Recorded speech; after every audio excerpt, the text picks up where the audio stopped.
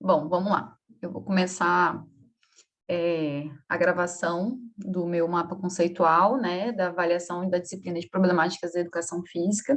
Aqui vocês têm uma visão geral do mapa, né, de como ele ficou, e aí eu vou entrar em problemática por problemática, vou falar sobre cada uma e vou falar sobre as interligações que eu fiz entre cada uma delas.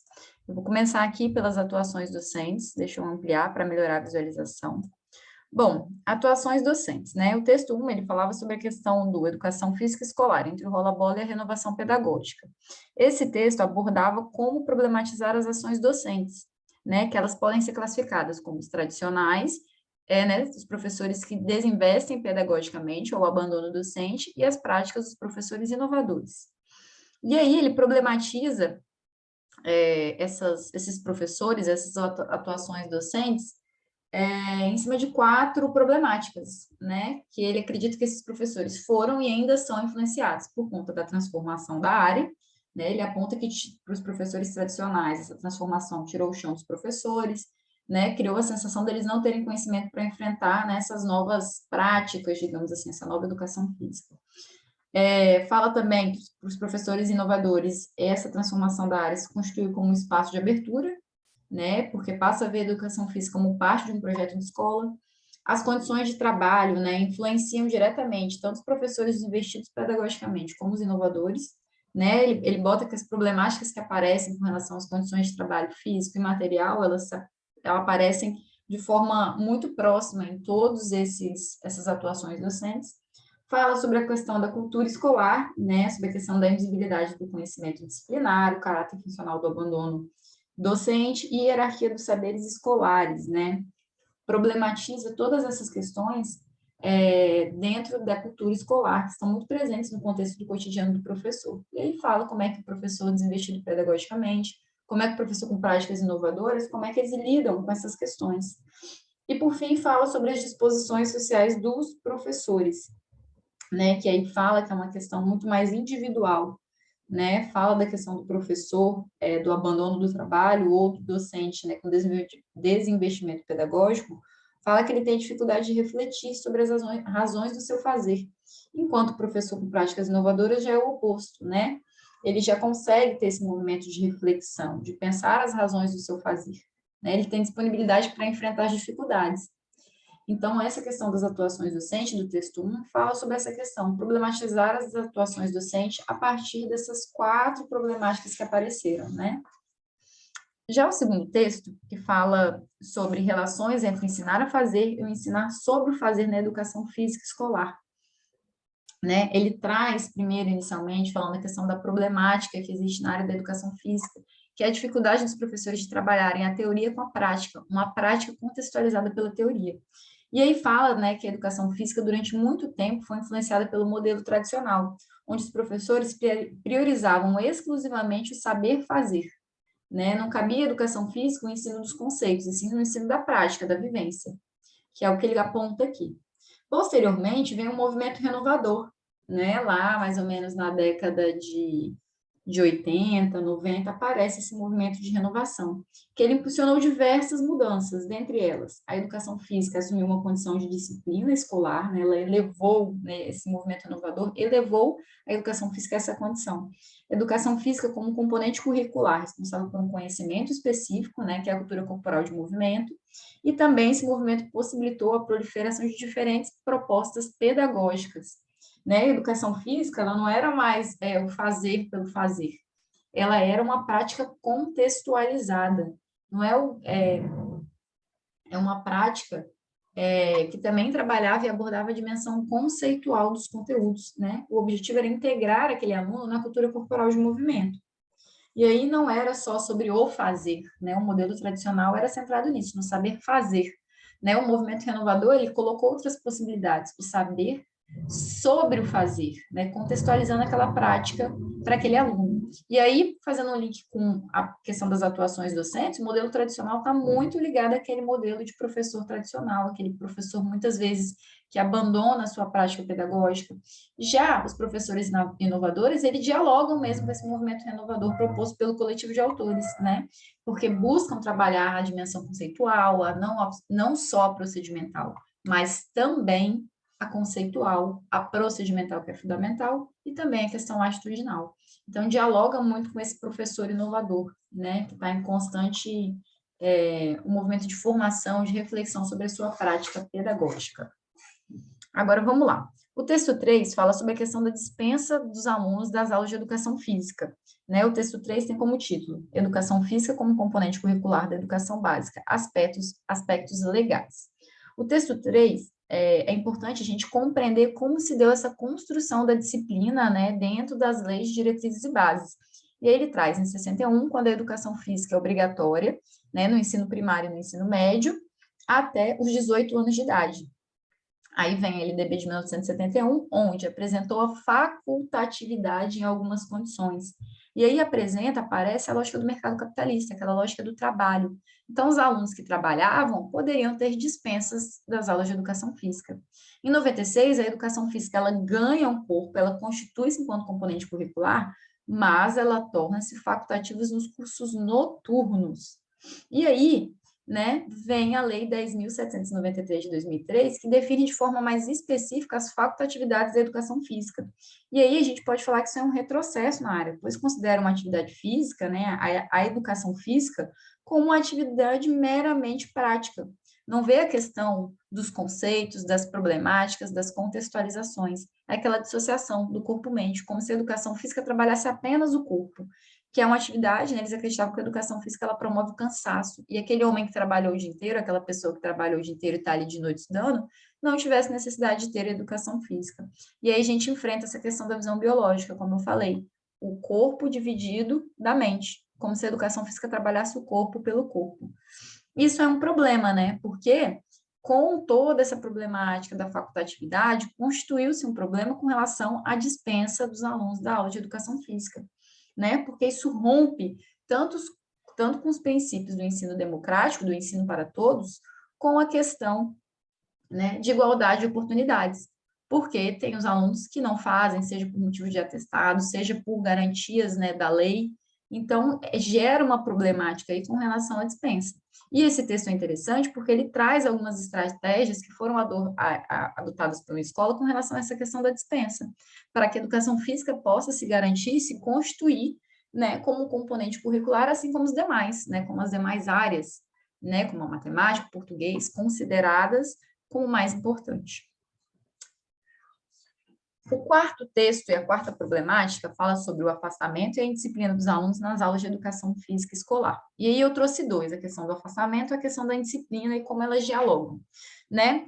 Ele aponta que o afastamento ele piora conforme os alunos vão aumentando, né, os seus ciclos escolares, eles vão avançando as séries, o afastamento piora. E ele coloca que o afastamento ele pode se dar por duas questões. Primeiro, a repetição dos conteúdos, quando aquele professor, né, não diversifica suas aulas e aí trabalha apenas com os conteúdos esportivos e geralmente os mesmos conteúdos esportivos, né? Ele coloca que falta diversidade até na prevalência dos esportes, uma vez que o universo cultural, corporal, apresenta um conjunto de saberes riquíssimo. E a outra questão que ele aborda é a questão da indisciplina. E o Latar, ele traz esse conceito, né, que é um comportamento que se opõe. Não, desculpa, voltando aqui no afastamento, tem a questão do insucesso e exclusão, desculpa. Ele coloca que diversas situações, né, fazem com que os alunos não participem, porque a educação física é um momento onde o corpo está exposto, né, um momento de exposição do corpo, das habilidades, e aí os alunos têm, consequentemente, medo da exposição e do julgamento, da vergonha. E aí o Lataille coloca a vergonha de duas formas. Quando ela é prospectiva, ou seja, quando o aluno tem medo de sentir vergonha, logo ele não participa. Quando ela é retrospectiva, quando o aluno tem vergonha de algo que já aconteceu, e aí ele não vai se expor novamente.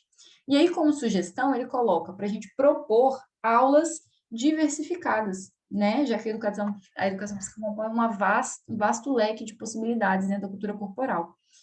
E aí, para a questão da indisciplina, ele traz o conceito de Lataille, que fala: a disciplina é um comportamento que se opõe às regras que regem o convívio num determinado contexto. Exemplos de disciplina: quando os alunos não seguem regras, quando falta de respeito, agitação excessiva, conversas paralelas, e a indisciplina ela está presente em todo o contexto educacional, não só na educação física, né?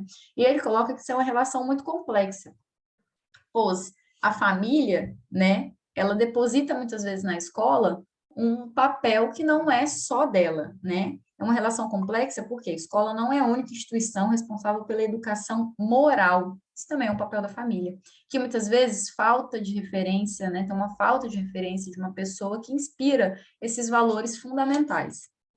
E aí vem a questão do professor. Nesse sentido, nesse contexto, o professor tem uma função muito importante, que ele tem a função de conscientizador, de conscientizar para que o aluno entenda, compreenda, né? Porque mais do que entender, ele tem que compreender, aquilo tem que fazer sentido, o porquê da existência de regras e normas. E aí a gente vai aqui como resolver toda essa questão, né? Uma possibilidade que se coloca no texto é a concepção de um ensino inclusivo, que garanta ao aluno o direito de aprender. Né? Uma vez que o ensino, ele deve oferecer, o ensino e a educação física devem oferecer oportunidades para que todos tenham acesso ao conhecimento da cultura corporal de movimento.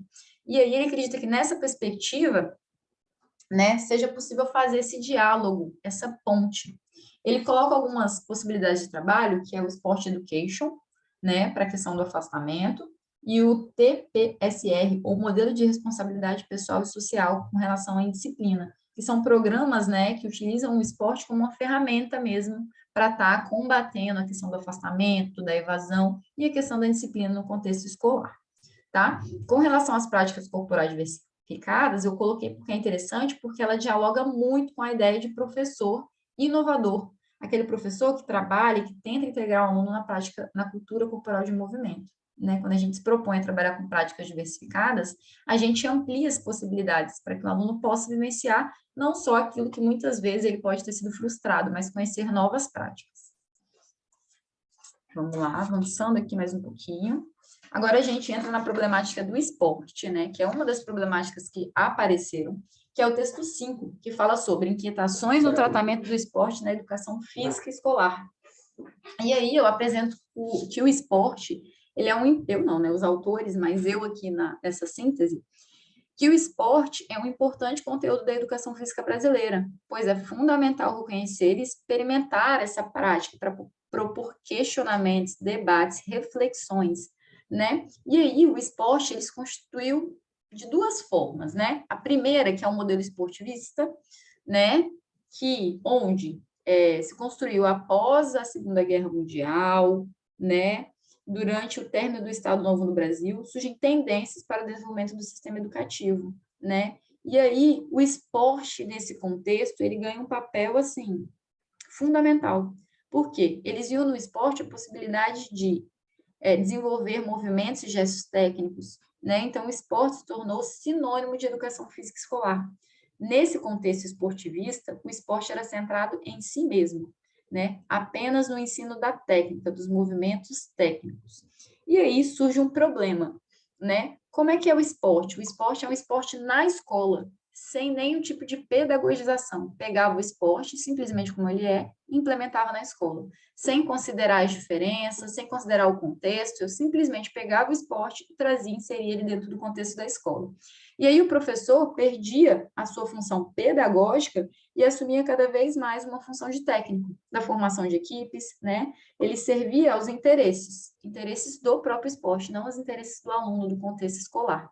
E aí sempre havia predominância de algumas modalidades esportivas, né, em detrimento de outras práticas, e a educação física ela se tornou pouco abrangente. Os alunos, nesse contexto, eles tinham uma carência de formação, porque eles só viam o esporte e os esportes ainda de uma forma bem reducionista, né, voltado apenas para o ensino da técnica, pelo fazer, sem contextualização nenhuma.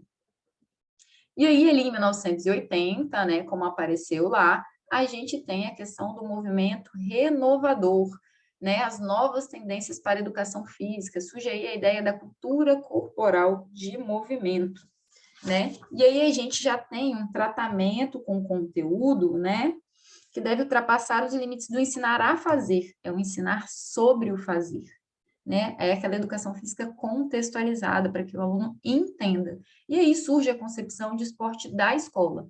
Quando eu pego um esporte, eu adapto, eu pedagogizo, eu tematizo esse esporte dentro do contexto da escola, e aí os alunos se apropriam e ressignificam esse esporte. A gente tem o esporte da escola. Nesse contexto, o professor deve contextualizar e tematizar os conteúdos esportivos, ele deve tratar pedagogicamente o esporte. E aí, para além da prática pela prática, né, pelo ensino da técnica, o professor deve trabalhar também com conceitos, com saberes conceituais, corporais e atitudinais, o que é fundamental, né? Então, ó, a gente pode ver aqui que essa questão do professor, né, como eu botei aqui, o tratamento pedagógico, professor contextualizador, que trabalha com conceitos atitudinais e corporais e conceituais, também dialoga com aquela ideia de professor inovador, aquele professor que tem consciência da sua prática pedagógica, né? E aí a gente passa para a última problemática, que é o texto 6, que aborda a questão da educação física escolar e a questão do gênero. E aí, primeiro, eu trago o que eu acho importante destacar para a gente entender esses conceitos. O que é gênero, o que é sexo, o que é sexualidade? Ele traz o gênero como uma condição social na qual nos identificamos, como masculino e feminino. O sexo já é uma característica anatômica, né, biológica, que diferencia homens de mulheres. E a sexualidade é uma identidade socialmente construída que permite homens e mulheres vivenciarem seus desejos e prazeres corporais, né? E aí isso nos permite pensar sobre, e aí, o que a gente faz? Aulas mistas ou aulas separadas por gênero? Isso é um problema muito recorrente nas aulas de educação física, porque é um desafio, né, a gente trabalhar com turmas mistas. Os próprios alunos, eles acabam muitas vezes indo para os grupos, e meninas com meninas, meninos com meninos. E aí eu apresento, é importante a gente entender, para a gente poder trabalhar com esse conceito, né, de aulas mistas, aulas integradas, aulas dialógicas, a questão da construção corporal dos corpos, né, como é que esses corpos, eles foram se construindo ao longo da vida, ao longo da história. Primeiro, a questão de meninos e meninas. Historicamente, as meninas, elas foram privadas de atividades e brincadeiras passivas. Era destinado às meninas apenas experiências como brincar de utensílios domésticos, brincadeiras cantadas, brincadeiras de boneca, brincadeiras de casinha. Enquanto aos meninos eram possibilidades muito maiores, né? Até práticas corporais, esportes e outras práticas, né, eram destinadas aos meninos. E aí a gente vê que essa questão, essa construção cultural dos corpos, mais do que biológica, ela também é uma construção social. Social em que sentido? Numa esfera cultural. Logo, a gente pode afirmar que existem, sim, diferenças socioculturais entre os sexos. Eles são influenciados diretamente pela cultura, né? Pelo ambiente que os cerca. E aí a gente pensa qual é o papel da escola, qual é o papel do professor e qual é o papel da educação física nesse contexto. Bom, da escola é permitir que os alunos protagonizem a construção de suas identidades. O aluno, ele tem que ser protagonista da sua formação, da construção de sua identidade. O professor, ele tem que atuar como mediador, né? Ele tem que propor uma intervenção que evite a desigualdade de gênero e respeite a diversidade. De que forma? Trabalhando com seus alunos a sensibilização e também propondo situações inclusivas, onde todos possam participar com as mesmas condições. Para isso, é necessário que o professor crie um bom ambiente, onde as pessoas possam se expressar livremente, incentivar a prática de atividades onde homens e mulheres possam praticar conjuntamente. E aí, a educação física nesse contexto é uma importante ferramenta política para possibilitar o reconhecimento e a valorização das diferenças. Né? A educação física tem que ser compreendida como uma ferramenta para isso, para valorização das diferenças. E aí, olha que interessante, né? Quando a gente propõe uma aula de sensibilização e considerando o contexto inclusivo, onde a gente possa incentivar que todos participem em condições iguais, a gente também dialoga com aquela educação física lá, né? Com a questão da indisciplina. Quando a gente propõe uma aula inclusiva, que ofereça oportunidades, a gente também está trabalhando nessa perspectiva. Então, a gente consegue dialogar entre essas diversas problemáticas nesse contexto. Quando a gente propõe aulas, né, que possam abarcar práticas corporais diversificadas, e a gente possa trabalhar também considerando as especificidades, as características, né, de cada sujeito ali pertencente ao contexto educacional. Bom, essa foi a construção do meu mapa conceitual, onde eu tentei fazer um diálogo entre os diversos textos, né? Muitas problemáticas se apresentam e muitas delas estão presentes no nosso contexto educacional. Espero que tenha ficado bom.